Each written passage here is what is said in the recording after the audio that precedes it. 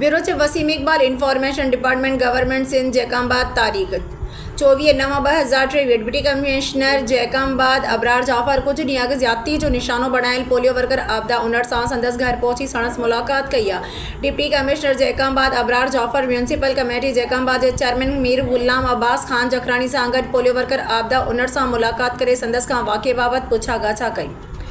Deputy commissioner Jacobabad Abrar Jafar वाक़े जा मुकम्मल तफ़सील ॿुधण बाद मुतासिर औरत आबदा उनड़ के आथत ॾींदे खेसि हर मुमकिन मदद करण जी ख़ातिरी पिण कराई। डिप्टी कमिश्नर जैकाबाद जाफर पारां मुतासिर औरत खे सिंध जी सक़ाफ़त अजरक पारायो वियो ऐं संदसि जे ॿारनि खे टॉफ़ियूं ऐं ॿियूं शयूं वग़ैरह पिण ॾिनियूं वयूं। उन मौक़े ते डिप्टी कमिश्नर जैकाबाद अबरार जाफर मुतासिर औरत आबदा उनड़ खे ख़ातिरी कराईंदे छो त ज़िले इंतज़ामिया जैकाबाद पारां अव्हां जी हर क़िस्म जी मदद कई वेंदी ऐं असां सभु अव्हां सां हिन मुश्किल घड़ी में गॾु आहियूं। उन मौक़े ते डिप्टी कमिश्नर जैकाबाद अबरार जाफर पारां मुतासिर औरत जे घर ॾांहुं अचण वञण वारी भगल पुल जी नई सिर मरम्मत लाइ म्यूनसिपल कमेटी इंतज़ामिया खे हिदायत जारी कई, जंहिंजो कमु सुभाणे शुरू कयो वेंदो।